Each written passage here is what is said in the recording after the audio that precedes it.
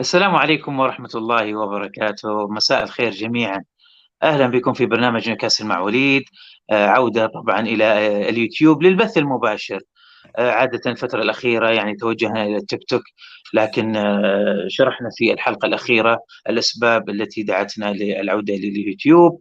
طبعا عندنا أبو أمل معنا اليوم، صحفي من صحفيين نيوكاسل المميزين، تشارلي بينيت. ويلكم تشارلي. Hello, Louise, mate. I mean, I know we were speaking about this a little bit backstage, but you look like more of a Geordie man than me, with the hat on and the jumper and stuff. Yes, we are the Saudi Geordie boys now. Is my volume and everything okay? Yes, brilliant. Brilliant. Charlie, just in the beginning, I know you are working in a Chronicle, but if you can just tell where the fans and the Saudi fans can get your information and stuff. Yeah, so I'm Charlie Bennett on Twitter. It's in my name below. The L on Twitter is actually a capital I. Me and Louise go way back from before the takeover happened, all the takeover drama. After the takeover, we used to do a little show once a week on the Twitter Spaces. I'm a sports reporter from Newcastle. I've worked for Newcastle Chronicle before. Still do bits and bobs from now. Do bits and bobs for the Manchester Evening News. Here and there for the Liverpool Echo, but first and foremost, I'm a Newcastle supporter as well, lifelong fan, born and raised in the area, and yeah, that's me basically. Charlie, that make me ask you this question before going to Newcastle stuff. Could you just tell us a little bit about, I don't know how you call it, but here in this with the Saudi fans, they are kind of struggling of getting trusted news. We don't want to mention any names to just avoid, any issue there, but they are confused sometimes. They are bringing, or maybe they have kind of lost which journalists bring the exclusive, and or they are, because we know that many journalists using kind of taking one line, make it into a story, kind just for a clickbaits and stuff. Any advice where we should get accurate and faster Newcastle real stuff? I would advise any of the Saudi fans or any football fans, really, any Newcastle fans, to follow the local journalists. So the local journalists in the area, you've got your Craig Hope, Lee Ryder, you've got Luke Edwards, you've got Jordan Cronin, just the ones that Mark Douglas, the ones that cover and myself, if I may say that, just the ones that cover Newcastle from the local area, not sort of somebody from outside the region or from abroad, because there's a lot of news stories that come from the likes of Germany and Italy, which aren't very reliable. Whereas if you follow the reporters that go to Newcastle games home and away and have covered the club for years, I'd say that's where you're going to get your best sort of news sources from. Brilliant, Charlie. Charlie, we would like to talk about Newcastle at the beginning of the season. Also, maybe we can start with the ending so far with last game against Bournemouth. How you can see our start until our last game? It's funny you say that, mate, because the start was sort of similar to the end. Obviously, they beat Aston Villa 5-1 on the first day of the season. And then there was a little hiccup, wasn't there? There was the Liverpool defeat, the Brighton defeat, the Man City defeat. And obviously, come forward to now, you've had the Bournemouth defeat. In between that, I think it was really, really good. After that September international break, Newcastle were on fire. Newcastle didn't lose a game from losing at Brighton in August in the league all the way to the Bournemouth game. And I think it was just a case of injuries, mate. I mean, I won't be the only one that says this. The fact that there was, I think it was 11 or 12 11 players out for the Bournemouth game, and having to bring the likes of young Ben Parkinson on and stuff, and Gordon starting up front, and the injuries have just taken a toll. And I think the Dortmund away game in the Champions League and the Bournemouth game, I think that was just a couple of games too much for them. They need to get in at this international break and rest up and come again stronger. Charlie, speaking, most of the fans now here in Saudi Arabia, and I'm guessing also in Newcastle, talking about the injuries, how many injuries we got. it's easy. And it's sometimes, or most of the times, people find or need someone to blame. So they blame Eddie Howe style of play, and maybe the majority blaming the medical team at the medical team in the Newcastle. For me, I work as a physiotherapist, and also sometimes I blame the player himself, either his the way he play or the way he take care of himself, and it's many factors there. But for me, I think every injury is unique and different. But what's the word in Newcastle also, and your aspect on this matter? Well, you've got to look at them, like you said, mate, you've got to look at them sort of individually. Some of them were just pure bad luck. Like you look at Dan Burn against Arsenal, he goes for a header, smashes onto his back. Obviously, he's a big guy, and that's him out for a couple of months. You look at Harvey Barnes, I think he broke his toe. So that's another one where you think it's not really Eddie Howe's fault. And then obviously you've got the suspension of Tonali, which nobody could have seen that coming. Bruno obviously picking up his 5th yellow card was a blow. But then the ones where you would sort of maybe look at it a bit more at the club would be like the muscle injuries. So like Targets, he'd done his hamstring 2 minutes in against Man United. Them sort of injuries, you could maybe look and think, how can we be better? From the fitness department or whatever. But a lot of them were also down to just pure bad luck. Okay, Target. I would like to speak about Target and Butman. Target. I've seen a picture of Target the day. I don't know. I don't think it was from today. On his Instagram, I've seen it. I think it was posted the other day, and he's sitting in the hospital bed and he's looking. I'm going to try and pull it up now. But I believe Charlie, he put it in his Twitter as well, his account. Yeah, the picture of him in the hospital bed. Recently. Yeah. No, I think all the players were commenting on it, weren't they, saying like, "Oh, like get well soon" and stuff. Yeah, mate, it was a blow for him really, because when he first came to the club, Newcastle had him on loan, and he was really well. He was really good. He was part of the team. One of the main reasons why Newcastle stayed up that season when he came in January, sort of gave a bit of solidified the back four a bit.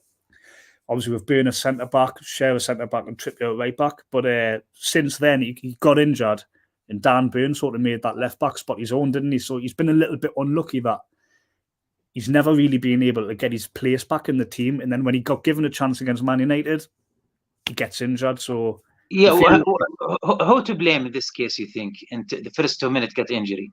For me, I could say it. Maybe he put pressure on himself. Maybe he didn't warm up enough. You probably would be in the warm up, mate, wouldn't it? If you're getting injured sort of 30 seconds into the game, it's probably down to the warm up, isn't it? But if you look at the post that he put on, he said that like he's shocked, like he doesn't know how he got injured. Like I don't want to put it down to bad luck, but it's probably a mixture of both with that one. If you're getting injured 30 seconds into the game, he probably hasn't prepared properly, but it's one of them. Maybe he didn't expect to play. Maybe he didn't prepare psychologically. Maybe, mate. I think Eddie Howe would have named his team the day before, so I think he would have known he was playing. Which it sort of turned out to be a good thing. It sort of turned out to be a good thing because it made Lewis Hull go left back, and if I remember correctly, I think Almiron went onto the left, didn't he? And that's where the goal came from. So it turned out to be a good thing on the day, but for the next few months, it's obviously not good news. Khalid asking, he want to ask you, Charlie, any concern you have on the doctor of the team because the high number of injuries? Not really. I mean, the medical staff are obviously they'll be really, really busy at the minute. Newcastle as a whole, as a club, all these areas off the pitch, you look at the legal side, you look at the medical side. In the coming years, they are gonna get better over time. Newcastle have always sort of had a problem with injuries. I don't know whether that's just because I've taken note of Newcastle more, but they always seem to have, in my opinion, like picked up more injuries than other clubs. And with the fixture list this season, it hasn't really helped, has it? But when you said among the whole years, why you think? Wait, what did you say that, Alwoody, mate? You're saying that it's not just now; it's always Yeah. Well, I don't know. Can you remember during the championship season? Sorry, not the championship season. When we had Steve Bruce and we were battling to stay in the Premier League, and then at the back end of that season, they had Saint Maximin, Almiron, and Wilson all injured. Wilson, we'll speak about Wilson. I think Wilson's he's just an injury-prone player. Wilson's one of them players where, in recent times, he hasn't got the injuries because Eddie Howe's been able to rotate him with Isak. Now, when Wilson was our number one striker, he was breaking down all the time.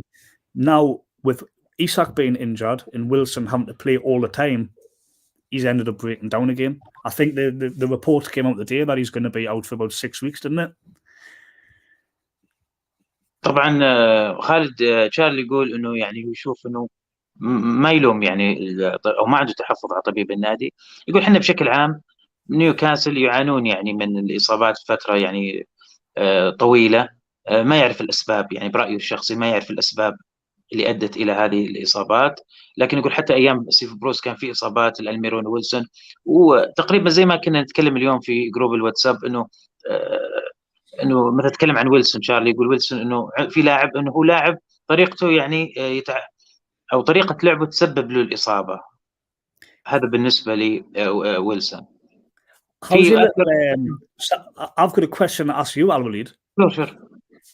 How's your last time we spoke, there was a little Saudi fan club, wasn't there? Are we trying to get like a few Saudi fans together to watch the Newcastle games? Well, this is a long subject, Charlie. Will it be the full podcast? No, yeah, but to sum it up, we try. We did something great, but to be honest, we still didn't have that kind of, let's say, logistic support. Yeah, the logistic support. Yeah, it's easy to find a place to play the games, but you need more than that, especially after the takeover. But I believe we are going into the right direction. I believe Silla will do a great job because Silla just a few months been announced to be the sponsor or number one sponsor in Newcastle. So I believe they will do something great like what they are trying to do in the fan zone, which, by the way, did they start it yet? The fan zone in Newcastle? I remember it was saying in November. I do think they've started putting it up. It doesn't look like it's anywhere near to get finished though. I think they said it was going to try and get finished for like end of November, start of December, but it wouldn't take much to I don't think it would take much to actually get up anyways, mate, because it's not like a building, do you know what I mean? It's like it'll probably be made out of, like cargo boxes, like containers. So I don't think it would take very long for them to fully get it up anyways. Because it used to be the building's going to be co-owned, it's going to be Newcastle and a company called Stack. And Stack used to have a bar in Newcastle anyway, and that was all like made out of like containers and stuff. So if it's the same again, it won't take very long to get up. Khalid asking again, he wanted to ask you, Charlie, is repeated injuries, is it because lack of preparation by sport trainers at the club, stamina and fitness trainers? Maybe it's a case of this is new to the squad. It's even new to Eddie Howe. Eddie Howe hasn't managed in Europe, he hasn't managed in Europe before. So obviously the fixture list, and Newcastle are going well in the Carabao Cup as well. Maybe it's just a bit of a learning curve, like how do we train when we're not playing? Because last season I can guarantee in training every day they would have been going 100% full pelt every day, whereas now it's all sort of new to the players and the management team as well, trying to manage all the fixtures and the right way to train. Maybe that has played a part in the injuries. Great answer, Charlie. But if you can remember Eddie Howe after being assigned, I remember a few months later they changed the head of the physiotherapy department in the club. They've been changed or been retired, or they're bringing another head of physiotherapist. But is there been many change to medical teams since Steve Bruce? Is it a new whole medical team, or just maybe few selection and few change? If you recall, I think it's pretty much the same one, mate. I mean, I know Derek Wright was he'd been there for years, and he was the head physio, and he retired maybe 2 years ago. Was it 18 months, 2 years ago now? Mhm. But other than that, I believe, might be wrong here, but I'm pretty certain it's pretty much the same sort of physio team that were there anyways. طبعا خالد يعني نظرية حلوة يتكلم عنها تشارلي، يقول انه الوضع بشكل عام جديد، يعني هو التغيير. يقول احد الاخصائيين او الكبار الاخصائيين العلاج الطبيعي فقط هو اللي تقاعد وجاء احد بداله او شيء زي كذا، لكن باقي التيم او باقي الجهاز الطبي ما زال نفسه. ويقول انه نقطة تشارلي، يقول انه يمكن عشان كل شيء جديد او المنافسات هذه وحدة المنافسات جديدة على النادي، ما تعودوا هذا كم من المباريات والمشاركات، عكس اول لما كنا نقول انه يعني كان نيوكاسل في فترات بروس السابقة وقبل الملكية السعودية كان الفريق يعني يشد حيله فقط في آخر المباريات. Okay. That's enough with the injuries. I think you covered it very well, Charlie. But maybe last thing, because a lot ask me about Butman. So what you hear about Butman lately?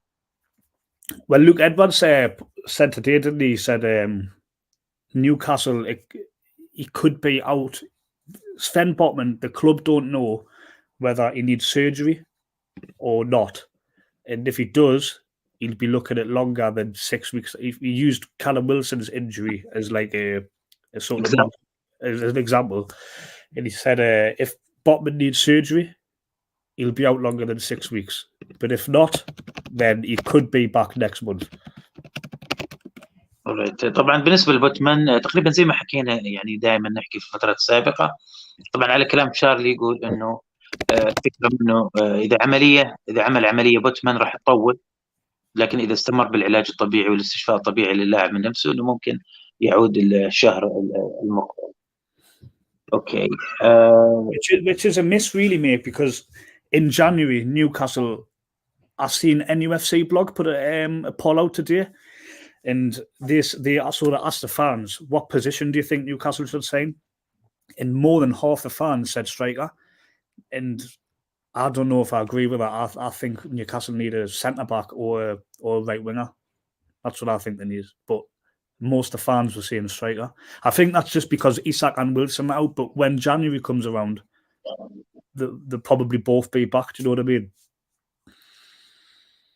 اوكي. طبعا شارلي يقول انه يعني بالنسبه يحتاج لنيوكاسل الى، يقول الاغلبيه تقول انه يحتاج مهاجم، لكن هو يشوف انه احنا اكثر نحتاج الى جناح وقلب دفاع.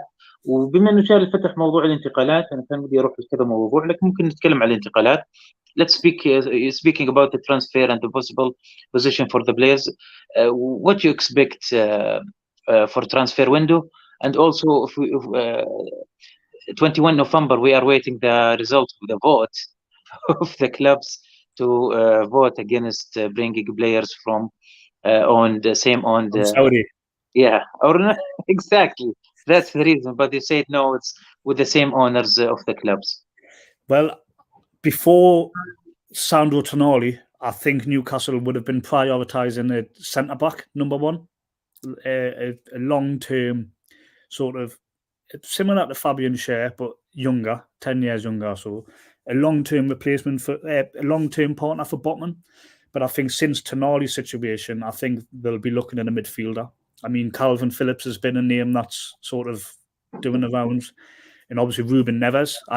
Funny enough, Eddie Howe was asked a question in his press conference about Ruben Neves, and he didn't really distance himself from the idea of signing him. So I think, yeah, mate, what did you say it was? November the 21st, 20th? 21st, yeah. Yeah. So I think that'll be crucial, mate. I could see Ruben Neves going to Newcastle if that ruling goes their way. Why do you think Ruben Neves is a target first place? Well, Newcastle were linked with him before he went to Saudi. because he had 1 year left on his contract, didn't he? And then he went to the Saudi League. He's a good player, mate. Eddie Howe likes his Premier League proven players, doesn't he? So he sort of fits the bill, especially if they can get him on loan. It's going to work well for FFP and stuff. What do you expect? The result, the vote will happen, right? For sure. I don't know, mate. I'm not sure, but it's going to be a funny one. I don't know whether Newcastle's sort of legal team will be looking at that. It's going to be a funny one. But they are going to vote, really, for real, right? Yeah. So they will vote. So if it's purely to stop Newcastle, I mean, if I was to say how I think it was going to happen, it would go against Newcastle's favour. Do you know? I think it's only for loans, though, isn't it? So Newcastle could still buy a player from Saudi League, but it's only to stop loan deals. Yeah, loans. So like any player from the Saudi League, because if the ruling goes in Newcastle's favour, I'd be getting Benzema, Neymar, Saint-Maximin. But if that happened and the vote for to be against bringing or prohibit bringing players from the same owner clubs, this will damage the role model of owning many clubs. Yes, they should have stopped this when Man City years ago. I don't know if you can remember. Do you know when New York City was getting founded? It's like a second, like a feeder club for Manchester City. It's one of their clubs. So they were just starting as a team, and they signed Frank Lampard, who had just left from Chelsea, like on a free transfer maybe, and then they loaned him straight to Man City, like directly to Man City. And Lampard was still scoring goals in the Premier League. He was like 34, 35, but he was still scoring goals. And that should have been when the sort of stopped that and made a big deal out of it. But there's been loads of examples, mate. I mean, I think the Udinese owners own Watford, if I might be right.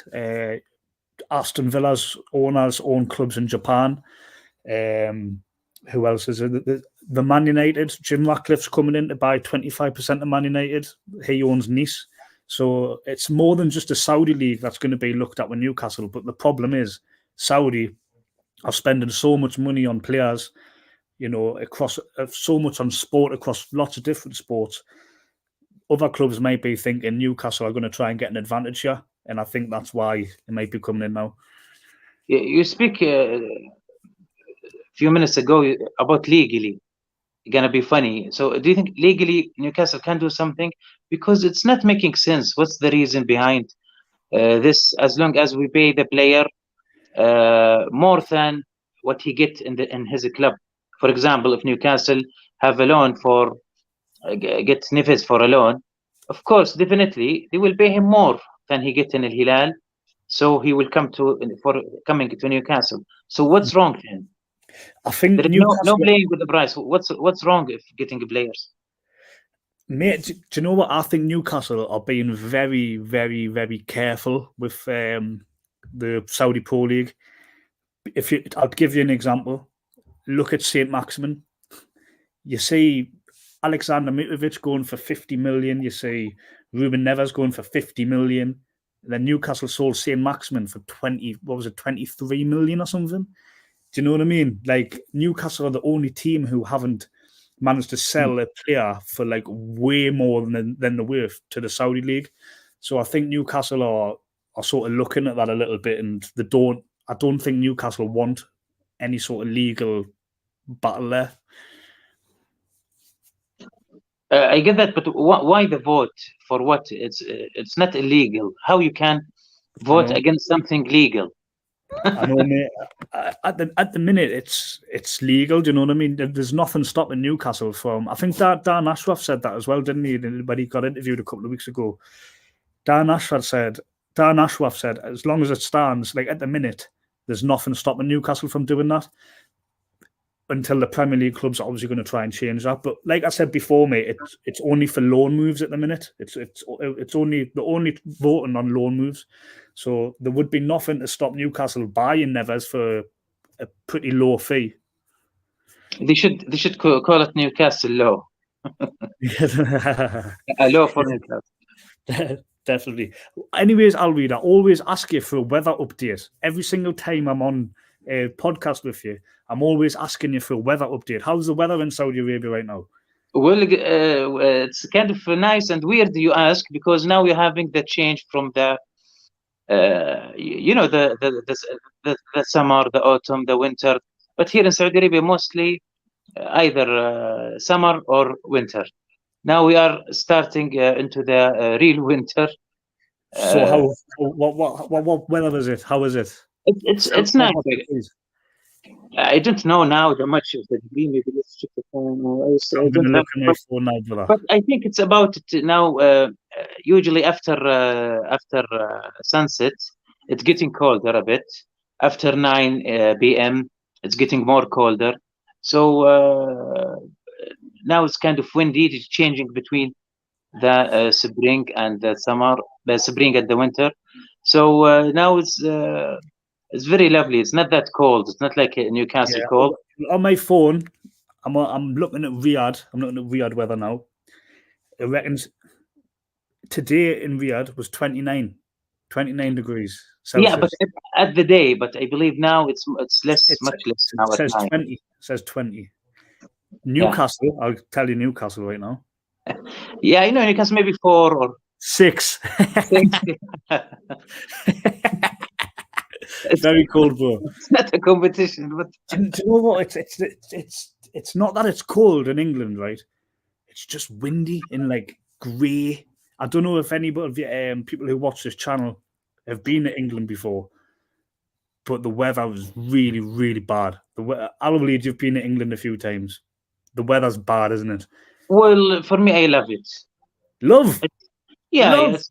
Yeah. For me, it wasn't that cold, really. It's cold, of course, but we have similar days, match the Newcastle cold. But when sitting in Riyadh, which is in the middle of Saudi Arabia, there is no chance of the snow to happen. Maybe at the north of Saudi Arabia, we have some snow, like cities like the English football's quite good for you with the time zone as well, isn't it? Like it's what is it? 3 hours difference? No, just started in November, just the 3 hours, yeah. Yeah, so but usually it's 2 hours. That's quite good, though, isn't it? Like if Newcastle are playing at 3 o'clock in England, it's like quite 6 o'clock. It's quite good. It's not like in say Australia where like Premier League might be on like middle of the night or something. Saudi Arabia, that's like it works for us as well. Do you know when the boxing's on in Saudi Arabia? That's always good for us because if the boxing's in America, like we've got to wait. It's like 5 o'clock in the morning and stuff for us when we want to watch the boxing. But if the boxing's in Saudi Arabia, it's always like 9 o'clock at night for us, which is good. I'm sorry. What's boxing? Boxing? What is boxing? Boxing. The boxing. Okay. Boxing. Yeah. So when the boxing's in Saudi Arabia, it's good for us in the UK because it's on at a good time. But I forgot the name who won, but he was a tough guy.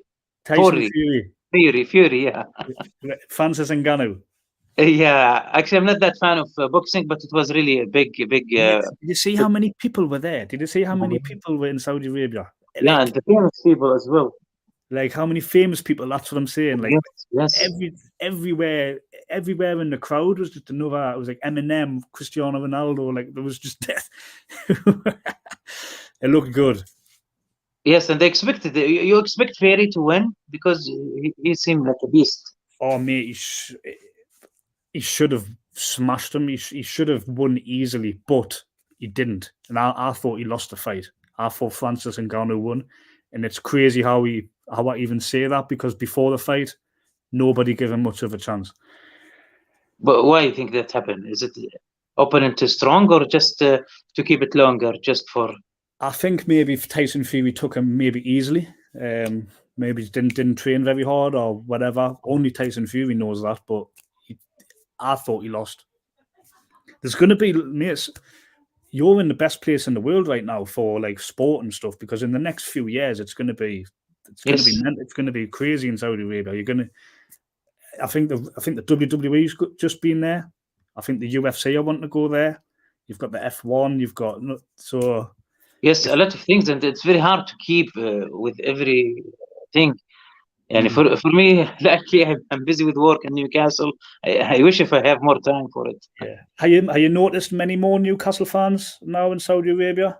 Now that they're getting better? especially the kids in the school, and I see them wearing Newcastle shirts. Do you? More often, yes. And you've got to think you were probably the first one. You were like the godfather of Newcastle in Saudi Arabia, I believe. No, thank you, Charlie. Charlie, would like to talk about Champions League. Do you think we have a chance? Yeah, I do, mate. I mean, I'm not just saying this for no reason. I wrote a piece in the Chronicle saying that 20 years ago, two seconds, I'll read two. Yeah, sure. طبعا شباب نحاول اللي بيسأل السؤال راح يعني صعب اني اترجم. Hello, I'm back. بيسأل سؤال راح نترجمه ان شاء الله على طول. Yeah, sorry, mate. Sorry. So I wrote a piece in the Newcastle Chronicle that 20 years ago, when Sir Bobby Robson was manager, Newcastle, they became the only team in Champions League history until a couple of years ago, but they were the first team to lose the first 3 group games and still qualify. They lost the first 3 games and then they won the next 3 games. And that was a far worse position than Newcastle are in now. Newcastle need 4 points, don't they? So they need to go to Paris Saint-Germain and get something. I know it's away from home. I know there'll obviously be injuries, but they beat them 4-1 before. People writing Newcastle off, I would just say, look at the past, look at the history, and never say never. Are they favourites? No. But are they out? Definitely not. So I would still give them a chance in the Champions League, mate. So you sure the 4 points is enough? It is. No, it's got to be, because if Newcastle get 3 points, they can, if results go their way, be level with Dortmund. But 4 guarantees. None 4. They need a minimum of 4 minimum. So they need minimum 4, and then see what happens from there. But if Newcastle only get 3 points from the next 2 games, they're out. They need to get at least 4. For me, I think it's not hard, but my worry, it's not about the opponent. My worry is about the injury and the squad. How we're going to be lined up to beat this kind of teams. I mean, 20th of November, I think that would be too early for Botman. Isak might be back. Obviously, Bruno, he was suspended. Who else we got? Yeah. Obviously, Trippier will be playing. Botman's the big one, mate. Botman's the big one. Botman's the big one. He's a beast at the back. Harvey Barnes might be coming soon, maybe. But I think the 28th of November, mate, I think that might be a bit too early for him. I can only really realistically say Almiron, who obviously he hasn't went to international duty. Almiron and Isak, I think they'll be the only ones that might be back by then.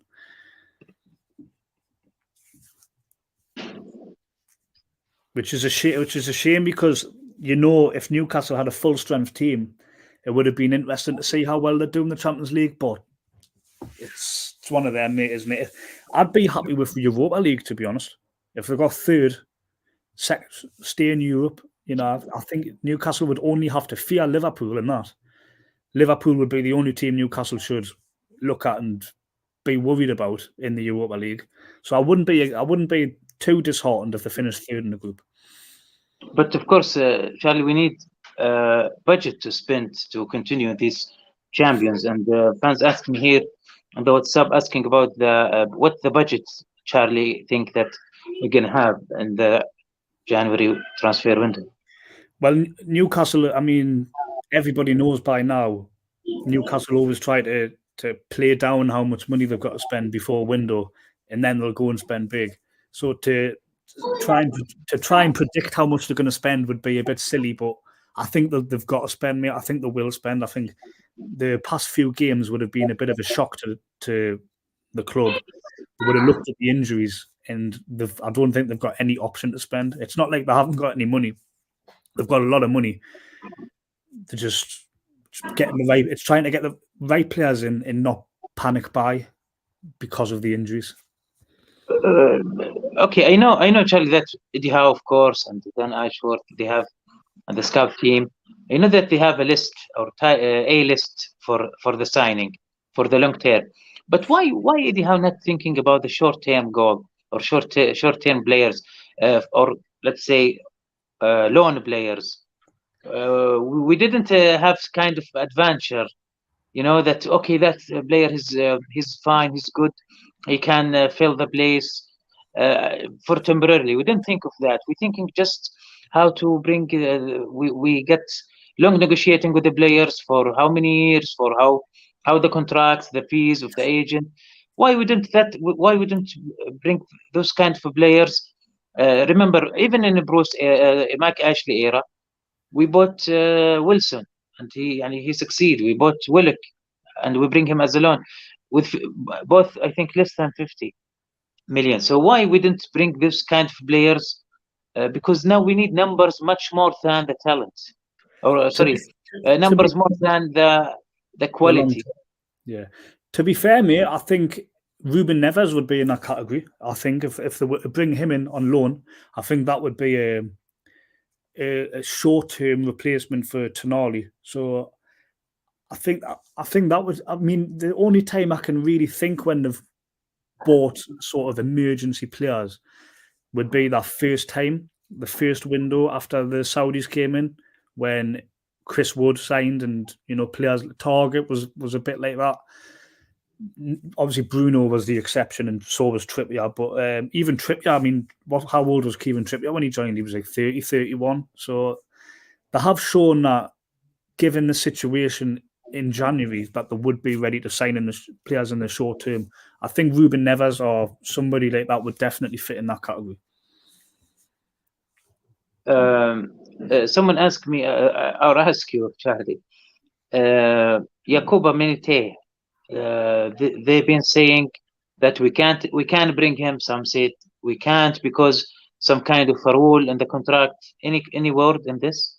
Can we bring him back? My understanding is that he's on loan till the end of the season. That's what I've been told. طبعا بالنسبة اللي سألنا عن ياكوبا مينيتيه انه يقول لك تضارب الاخبار مسموح ولا لا، او في بند يمنع ذلك. الكلام يقول يعني تشارلي اللي منتشر انه الاعاره، يعني نص الاعاره انه الى نهايه الموسم، يعني بدون استثناء، فصعب انهم ياخذون اللاعب. طبعا بالنسبه للصفقات التونالي هذه جاوبناها. بسالهم عن لاسيلز، اسالوا عن لاسيلز. Sorry, mate, you want to say something? Oh no, mate, I was just going to say, Yakuba Mente, you've provoked my mind a little bit there, Aloyd, because I've been thinking for a while, especially on Twitter, the day that Newcastle need to sign a centre-back and a right winger, and he would be he's a right winger, know what I mean? He's like a right-sided forward. I sort of forgot about him, and he's doing well, isn't he? I've seen him score a goal in the Champions League. He's doing well for Feyenoord. So maybe the club are sort of looking to him, because if you look at the right side of players at the minute, they've only really got Almiron and Murphy, and maybe they're looking at Minty as somebody in the long term. I forgot about him. But the question is it possible? There is something prevents. I'm pretty certain he's on loan for the end of the season. So no exception.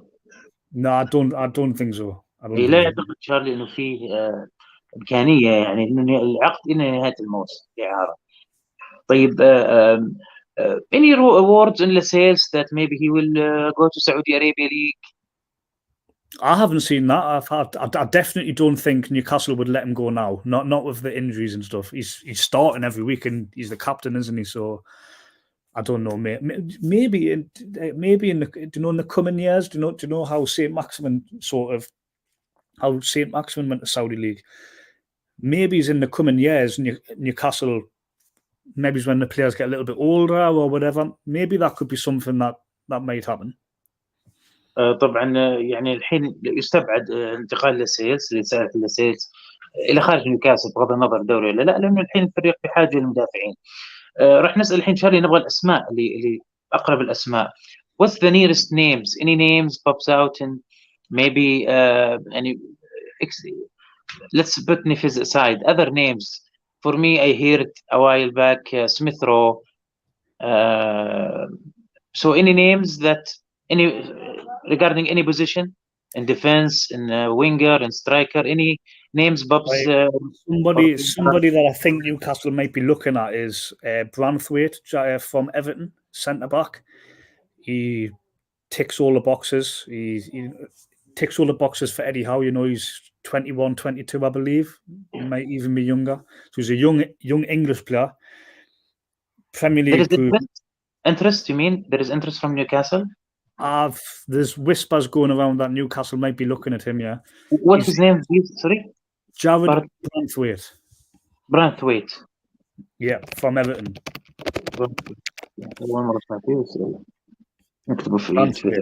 He's a centre back. Who else? I mean, Calvin Phillips is the other one that sort of sticks out. Branthwaite is a name that came about pretty recently, earlier in the week, actually. I think he would be definitely one to keep an eye on. And Calvin Phillips, come back to your point before, Waleed, when you said, why do Newcastle not sign players like for the here and now or like on loan, players that they need? Calvin Phillips would be that type of guy as well. And I think the interest is there. I mean, Newcastle were interested in Calvin Phillips before he went to Manchester City. And I mean, England... Will City let him go, you think? I think they would definitely. I don't think... Pep Guardiola spoke the other day. He was asked about Cole Palmer. You know how Cole Palmer went to Chelsea and obviously played against Man City the other day? Pep Guardiola was asked by the reporters, why do you let players leave to go to a direct rival? Obviously, he's let Gabriel Jesus, Raheem Sterling, Zinchenko, Cole Palmer. And Pep Guardiola said that he hasn't got a problem with doing that. So if you look at Calvin Phillips, who isn't even getting a game at Manchester City, let's be honest, there'd be no reason why Man City wouldn't do that, I don't think.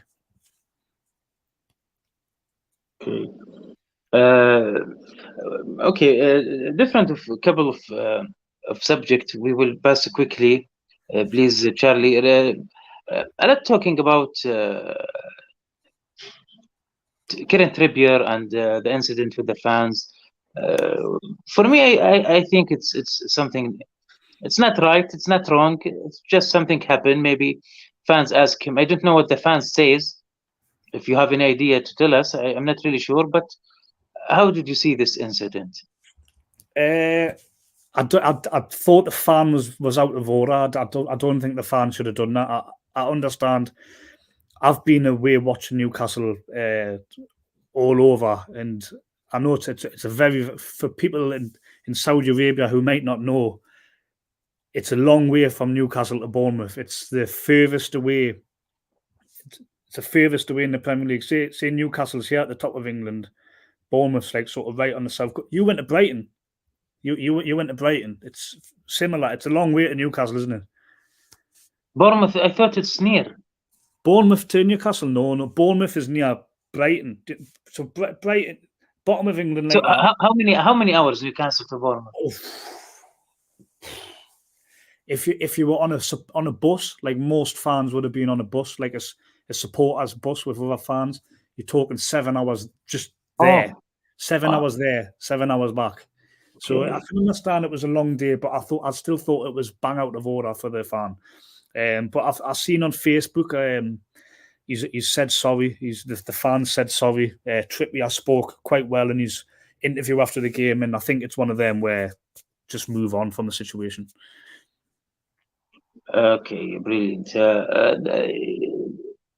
The VAR decision of Arsenal, they just released something. For me, it's weird because I can understand. For me, even if the goal was against Newcastle, I can understand. Okay, the ball didn't complete out of the field. Number one, no push, no offside. Of course, this is easy. Yeah, and no push from Joelinton. Actually, the defender who was going backward into Joelinton, so there is no foul. So it's not that hard to explain. But anyway, it's difficult. Take much long time. I thought they will disallow it, but they allow it. So didn't find this weird, because some easy decision, it should be for us, it's turned out and they take it as against us. So how the most difficult decision went in our direction? What's your explanation, Charlie? It's going to be a funny one, mate, isn't it? Because I feel like Newcastle could be playing in March. Arsenal could be playing in 2 games from the end of the season, and they're still probably going to be talking about this this VAR goal. I'll be honest with you, mate. When I watched the game live, when I seen it and I seen the replay, I actually thought the ball was out. But then when I've seen on Twitter, there was that incident in the World Cup with Japan, and I got given a little bit of a science lesson on Twitter about, like, you know, how football's around and everything. And yeah, I definitely don't think they could have. Have you listened to the audio? Have you listened to the referee's audio? When I actually thought they were really good on that. I think if that had have been played on the day, I think a lot of the drama would have been resolved. As for the offside, that never an offside. It was nothing to do. That's load of rubbish. That was never an offside. The foul for me is the one where Arsenal might have a little bit of a shout. Was it a foul? Was it not a foul? The fact the referee on the pitch didn't give it as a foul, in my opinion, means that VAR can't change his mind there. I think if the referee had given it as a foul, then the goal would have been chalked off. Do you know what I'm trying to say? It's one of them. So the decision overall, it wasn't like a total robbery. It wasn't like a big mistake.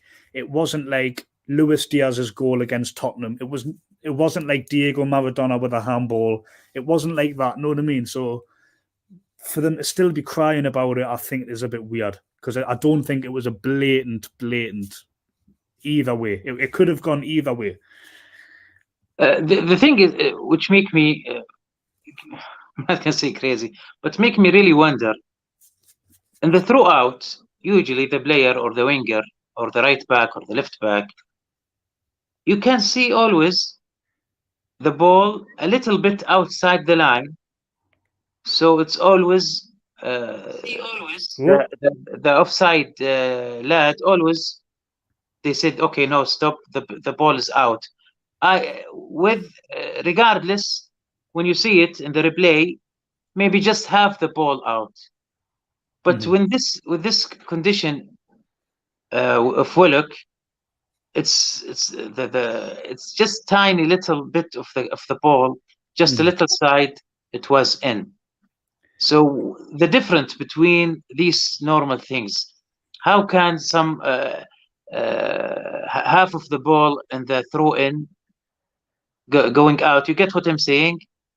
I know what you're saying, mate. It's if you look at the audio of the referee of the VAR that came out last night, and they're saying they're talking to each other and they're saying, we haven't got a better angle of that. You can't say 100% that the ball's out because of the curvature of the ball. So we're going to have to stay with the on-field decision, which was goal. And obviously they had to do that 3 times for the offside and the push. So yeah, mate, I think Arteta didn't help. Arteta didn't help in his interview. I understand this part, but the thing is, you know, the throw-in line, the side line of the field. Yeah. Sometimes with the right back or the winger, little bit of the ball out, they said it's out. They didn't say that, no, it's not completely out. It's different with what happened with the Japan goal in the World Cup and the Willock goal against Arsenal. How these two things is different? Yeah, as you tell me, mate. I mean, there was a one for Man United as well, wasn't there? I think it was Rashford. I don't know who they were playing against. It was earlier in the season. Sort of similar thing happened again where the goal was disallowed. Was it against Brighton, maybe? Anyways, it was Man United and it was Rashford. And then the goal was chalked off, but the ball sort of looked exactly like what had happened with Willock. And I think that's what's annoying people, mate. I think VAR, people in England are sick of VAR. They are absolutely sick. I've noticed this season that Luis Diaz goal against Tottenham was the turning point. I think people were just sort of like, VAR, whatever. That Luis Diaz goal and everything that's happened after that, like the Newcastle goal, other incidents, the British public now are really getting. I think if you put a vote, if you give every Newcastle fan, every English football fan a vote, I think they would vote to get rid of VAR, 100%. Khalid asking, any thought that Newcastle could be signing a player from Asia for more expanding or for more popularity, as Maitoma in Brighton and so on in Tottenham? I mean, it's been done before.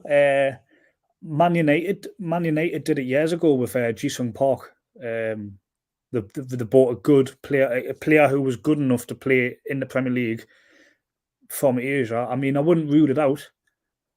What about Newcastle? Who's the Saudi legend who's scored the winner against Argentina? Who's he? Who's that again? Salim Al-Dosri, yeah. Newcastle need a striker, don't they? Get him in. Well, we wish that to happen, but it's high wages. Yeah. How do you think the Saudi players are feeling? Do you know the Saudi players who were playing for like Al Hilal and Al Ettifaq and all these teams?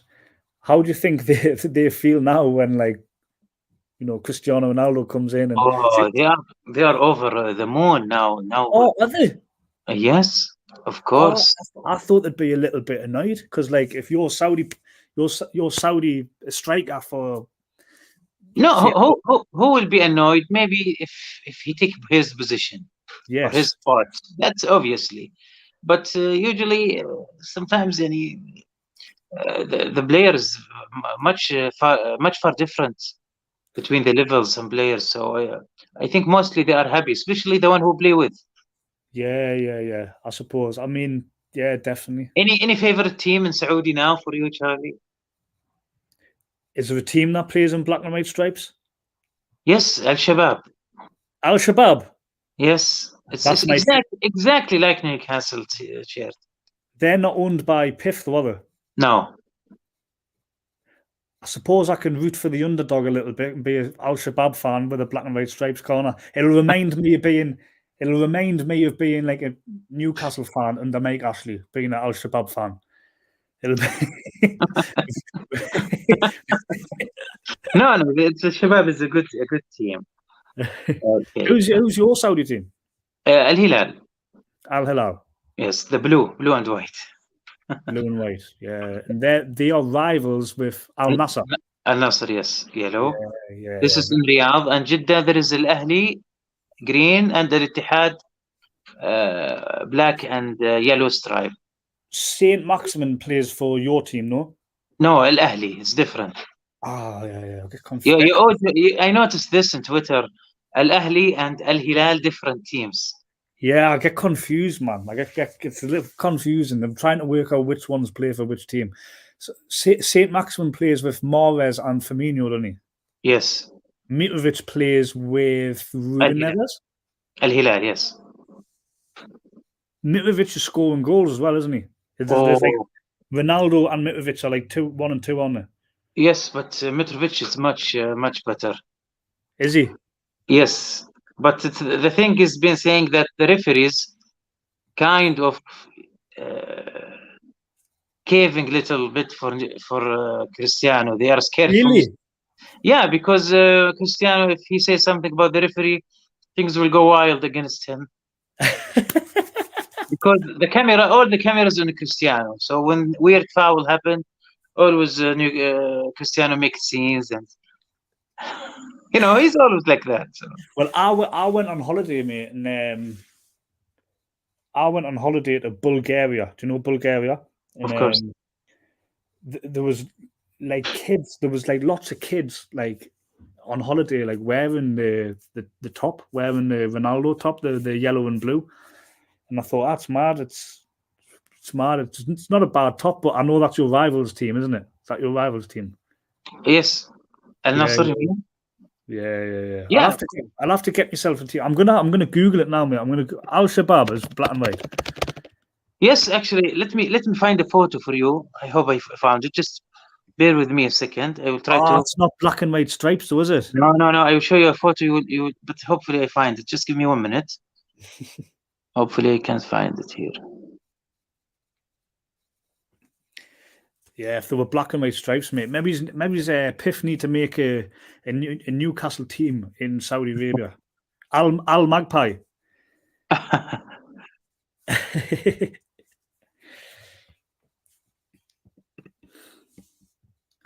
Did what's Ronaldinho's in an Al Shabaab top? Yeah.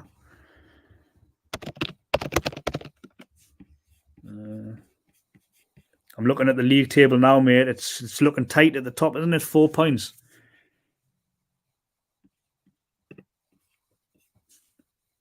Sorry, I didn't find it, but I will send it to you on Twitter. I'm looking at the league table, mate.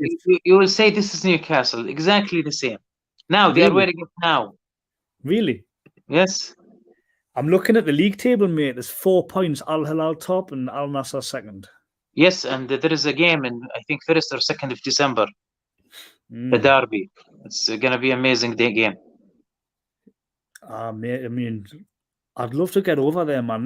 Maybe it's next time Newcastle. Maybe it's next January. January, and the rumor says they will play Al Nassr. Another winter camp. Yeah. Have you heard that in Saudi Arabia? Yes, and I think same happened with Al Hilal and the Newcastle Dir'iyah Cup. Oh dear. Yeah, because I believe they choosing the sequences, making Newcastle play with different team every time. So this will increase the popularity among the rivals or the other team's fans. Mate, I'm not looking forward to it because last time the Dir'iyah Cup last time Newcastle won 5-0 or something, didn't it? I think we've won 2-1 and 5-0. This time Newcastle are going to get smashed this time, mate. They all. Yeah, but I have to tell you something. The 5-0 was about the B team of Al Hilal. Oh, was it? Because the whole team was with Saudi Arabia beating Argentina. The World Cup. Yeah, so that was just the second team and maybe some of the professional players. Right, yeah, we have all the Saudi players. You know, the team beat. I know Al Nassr fans will not happy to listen to that. You know that the team beat Argentina. 10 players from Al Hilal, from 11. So it was basically Al Hilal's team. Yes, 10 players. And I bet you there's not many of them still playing for Al Hilal. No, they are still. Because obviously they would have bought new players, you know what I mean? So next time Newcastle play in Saudi Arabia, they're probably gonna get beat. If the Saudi team have got Benzema and these players. No, I think they will be Al Nassr. I think. Ronaldo's team. Yes, I believe that. Yeah, as if rumor is right. Interesting. Yes. Interesting. Is that an exclusive there? About? Is that a Al Walid exclusive? Yes, I already said it 3 months ago. Oh, did you? Yeah, because the plan is playing with different team every time. And next time Al Nassr. So Al Hilal fans see Newcastle, Al Ittihad fans see Newcastle, like that. So maybe next year Al Ahli, this year Al Nassr. I might try. I might try and dig into that a little bit, mate, from the Newcastle side, to try and confirm that. Yeah, I might look from the Newcastle side, see if that's right, because that would be a good game to go to. Of course, hopefully you can come and make it to January. Yeah. In January. Where have you got to fly from? London? Yes, but hopefully we hear that in December or in January there will be direct flight from Saudi Newcastle, Saudi, with a new sponsor of Saudi Airlines. Charlie Abid asked me I enjoy watching Newcastle, but I notice many chances been missed. Why? Because Alexander Isak and Callum Wilson are injured, mate. I think that's it. Even if they are playing. Oh, even when they were playing. Yeah. I tell you who was winding me up a little bit at the back end of last season. He was playing really, really good. You kind of fault him for how well he was playing, but his finishing was a little bit poor. Was Joe Willock. Joe Willock's Longstaff's another one. I think Longstaff can definitely get some more goals for the team. He gets some good positions, and sometimes he wasted a little bit. So yeah, I think Newcastle could do with some more goals from midfield, to be honest, because they're all relying on the attacking players a bit. So what the reason is, do you think? Is it just because? It's just, I don't know, mate. We need to sign some better finishers. That's what I think. Okay, if I allow me to answer this, of my opinion, I think because we are not playing easy ball. It's hard. We make it hard on ourselves. Like we don't have a playmaker. We need a playmaker to make things much more smooth for the wingers, for the striker. But what we notice Isaac and Wilson getting back to get the ball, try to make chances, doing 1-2. But I think we need to have more players with the creativity to make this kind of such a chances for scoring. I think this is the reason we are doing it very hard. I can't remember. And even if we play very good, like what we did with Arsenal, we are very excited to play, which that make us also not focused and wasting missed chances. I remember Brighton as well, away. Isak missed 2 big chances in the first 5 minutes of the game or so. So yeah, mate. I mean, what was the lad's name? What was his name? Abid.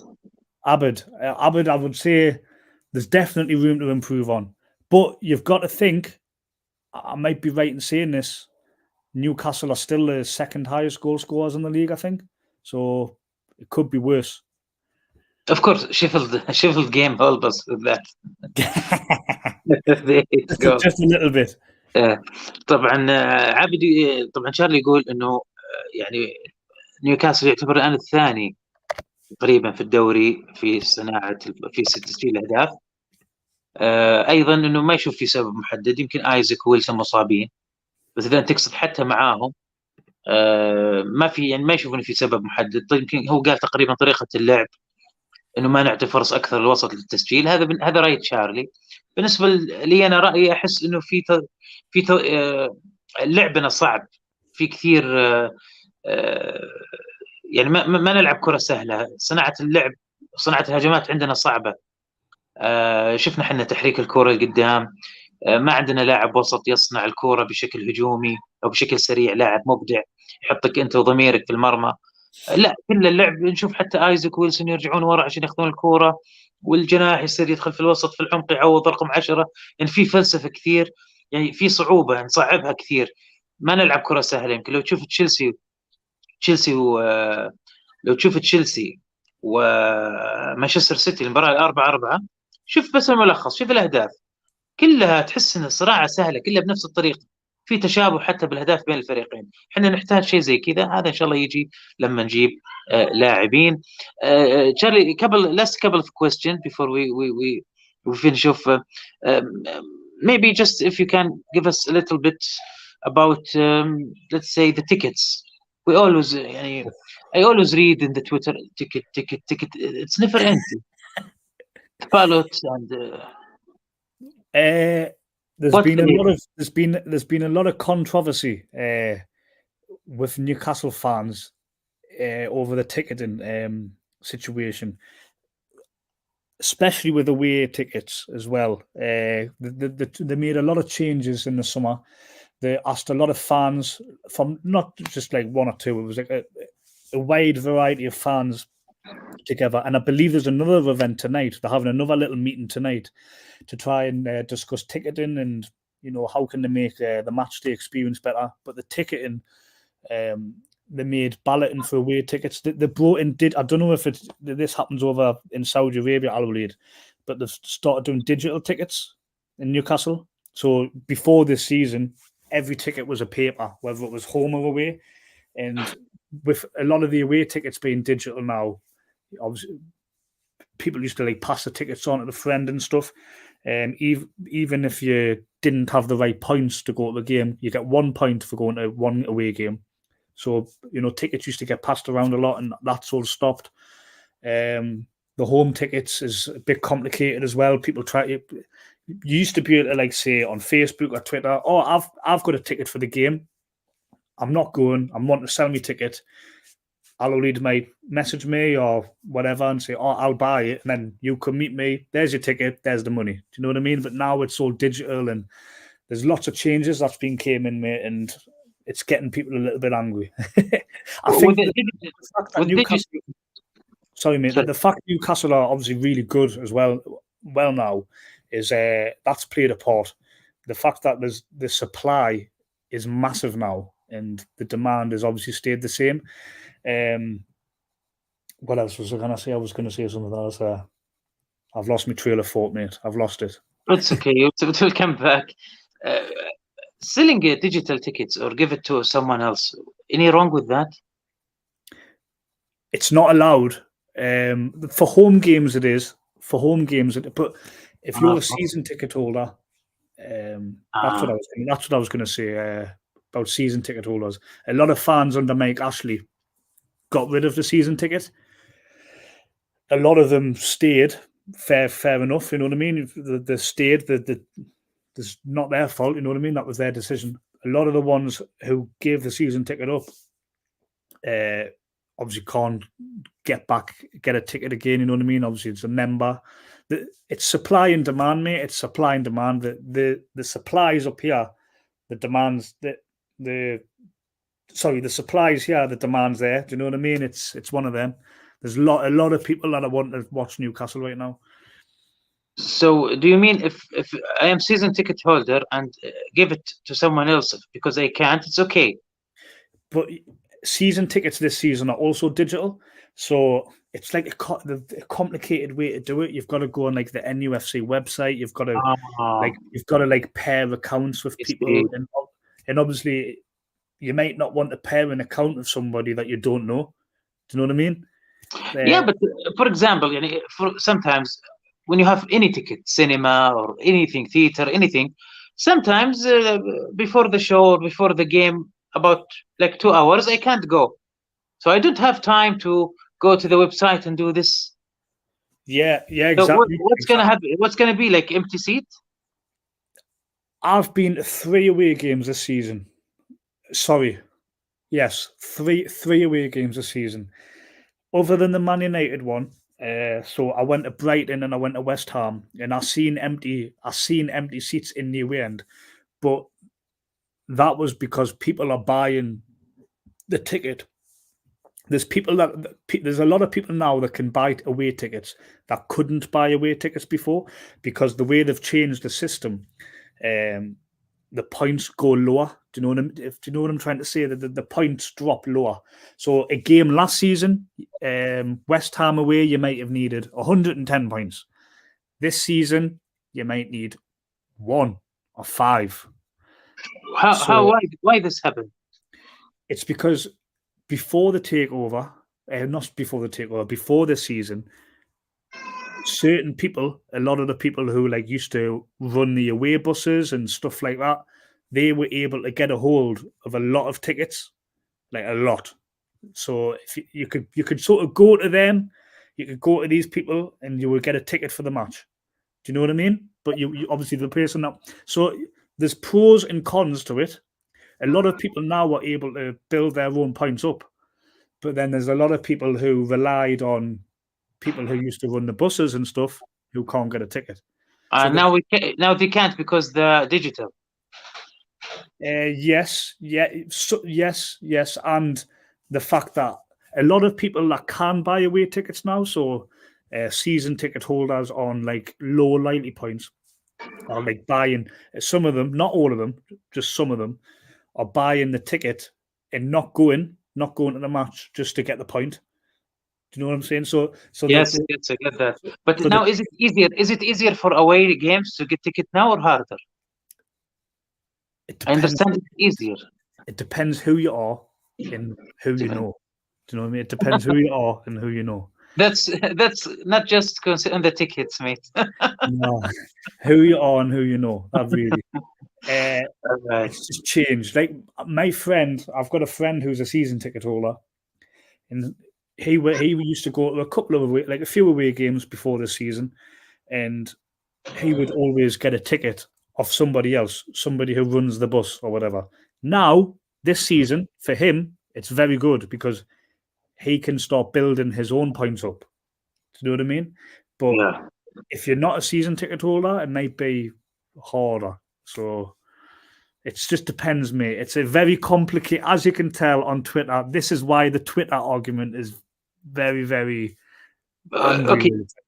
The ballot. I'm not a fan. I'm not a fan of the home ballots. I'm not a fan of them.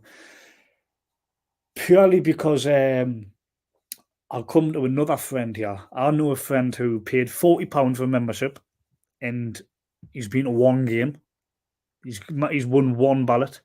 Some people might have won more than that, like a lot more than that. But it feels like, what's the point of paying £40 if there's no chance of going? Before, if a ticket was on general sale, there will be a line. Yeah. There'd be no £40. So it feels like the club are charged £40 just to have a chance of getting a ticket. Do you know what I mean? Yes, I know. And the weird thing, I will tell you this. Maybe this is you didn't get on it. Imagine when they provide the international card, it's for everyone overseas. So, for example, here or anywhere outside of UK, let's say here is in the Gulf countries, if someone win in the ballot, he can't make it to the game because there is no time to travel, to get to leave from work, and the visas, this stuff. It's very hard. How often? How long is it? The same time? Like, so do you know when the tickets go on sale in England? Do the tickets go on sale overseas like the same time, or do you get longer? The ballot doesn't differentiate. Everyone. But can you buy overseas? Is it only a ballot for overseas? Overseas is it only ballot or? Okay, I get what you mean. Is it? Can you only get a ticket from Saudi Arabia in a ballot, or can you buy another way? Okay, you can go to the ballot to buy the ticket with reasonable price, and the club price, but the general sales from distributor, it's higher. Third parties. You can buy any ticket for any game, but it's it's not the black market, or maybe you can call it black market, but it's kind of getting from suppliers. A resale site. The resale sites, exactly.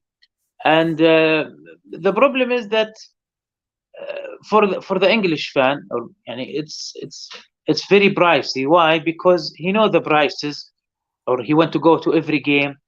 But usually for the fan around the world, they only maybe going once or twice a year, or once in their lifetime.